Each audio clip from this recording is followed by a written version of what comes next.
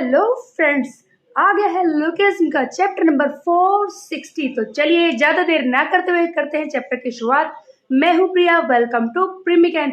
जैसा कि पिछले चैप्टर में हमने देखा था कि एलिजेन को आया था फोन, जिस पर बात कर रही थी हैदर की मॉम, जिन्होंने एलिजेन को माफ कर दिया है। इस चैप्टर की शुरुआत में हम देखते हैं हैदर की मॉम को ही, जो कह रही है कि तो बताओ सैली पार्क, मैं तुम्हारे लिए क्या कर सकती हूँ। सैली पार्क इसके सामने झुकी हुई थी। आगे हैदर की मॉम कहती है कि जैसा कि मैं जानती हूँ कि तुम मेरी बेटी हैदर की दोस्त हो, इसीलिए तुम इस रूम में घुस पाई हो, लेकिन ये बता दो कि ये किसी काम नहीं आएगा।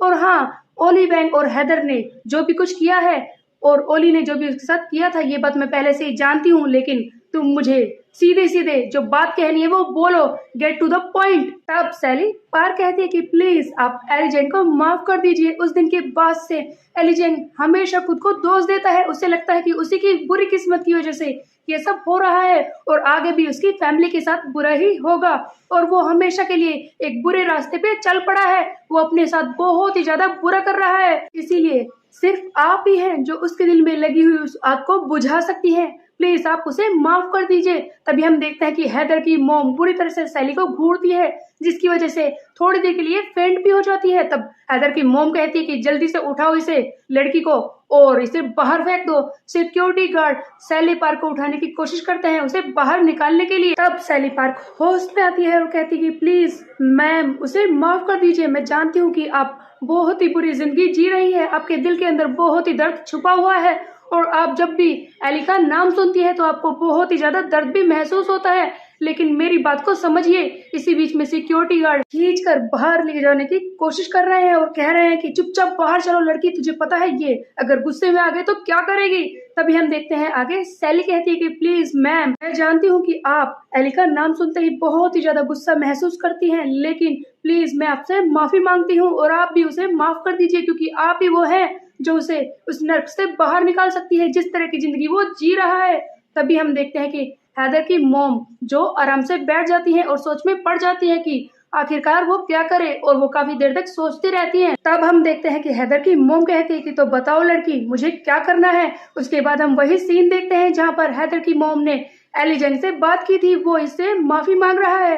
तब हैदर की मॉम की वॉइस ओवर कहती है कि मैं दर्द में थी और शायद इसीलिए मैंने दूसरों को भी नर्क में धकेल दिया, लेकिन अब मैं ऐसा नहीं चाहती। कम से कम तुम इससे बाहर निकल सकते हैं, और ये एलिजेन को माफ कर देती है, जिस पर एलिजेन भी खुश रहता है। आखिरकार वो अपने गिल्ट को भगाता है और कहता है कि प्लीज मुझे माफ कर दीजिए, और वो रोने लगता है। एली अपने दर्द को भूल कर खड़ा होता है और कहता है कि जैसा कि मैंने इतनी सारी बुरी चीजें पहले ही कर दी है, इसलिए मैं वापस तो नहीं जा सकता, लेकिन अलाइड एक चीज है जो मैं तुम लोगों के लिए कर सकता हूँ, और वो जो चीज है वो सबसे ज्यादा इम्पोर्टेंट है जो मैं तुम्हारे लिए करने जा रहा हूँ। तो वो क्या था जो एलिजेन अलाइड की मदद करने के लिए करने वाला था। नेक्स्ट सीन में हम देखते हैं कि वो आदमी जिसे हर्षन आन ने पीटा था, बियोल गुली, बुरी तरह से पीटा हुआ जमीन पर पड़ा है। तब हर्षन आन कहता है कि जैसा कि यहाँ पर सारा काम खत्म हो चुका है तो मैं अपर फ्लोर पर जा सकता हूँ।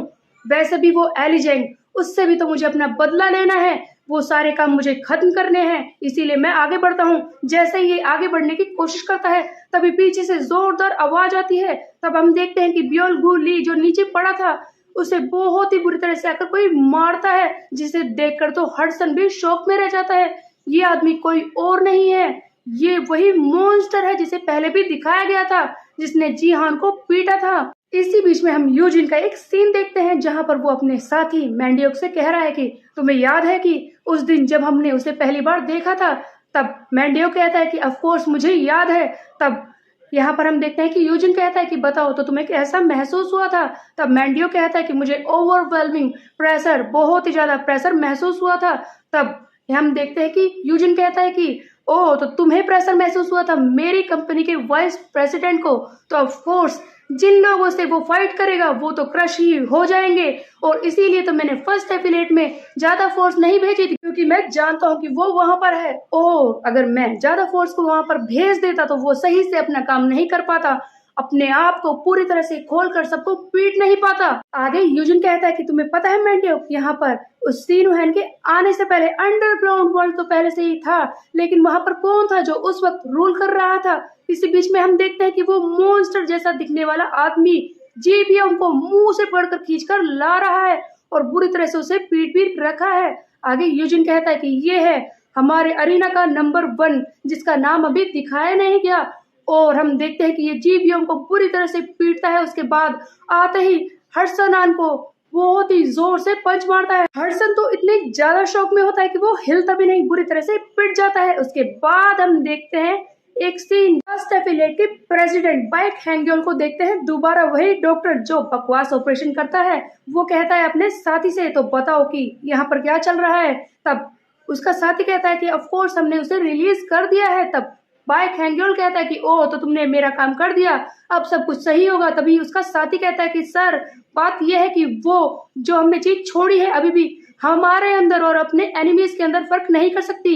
तब हैंग्योल कहता है कि इस बात से क्या फर्क पड़ता है, वैसे भी हमें तो अलाइड को खत्म करना है, 2-4 आदमी मर भी जाएंगे तो क्या फर्क पड़ेगा। आगे बाइक हैंग्योल कहता है कि वो चीज आगे बढ़ चुकी होगी जिस रास्ते पर हमने उसे भेजा है, तो अलाइड जल्दी ही खत्म होने वाली है। उनमें से कोई भी उसके सामने आने की कोशिश तो बिल्कुल भी नहीं करेगा अनलेस वो लोग पागल हो गए हो। तभी हम देखते हैं कि वो चीज यानी कि वो मॉन्स्टर एक हाथ में जीबियों को पकड़कर दूसरी तरफ हर्षनान को पकड़कर खींच कर ले जा रहा था और सामने आकर खड़ा हो जाता है एली जैंग अपने दोनों बेटन्स के साथ एक एक्शन अवतार में। आगे एली जैंग कहता है कि अलाइड यही तो एक चीज है जो मैं तुम्हारे लिए कर सकता हूँ। वो इंसान जो गलत रास्ते पर चल पड़ा था अब वो तुम्हारे लिए कुछ सही करने जा रहा है, मैं इस मॉन्स्टर से लड़ सकता हूँ। हम देखते हैं कि एली जैंग इसका मुकाबला करने लगता है।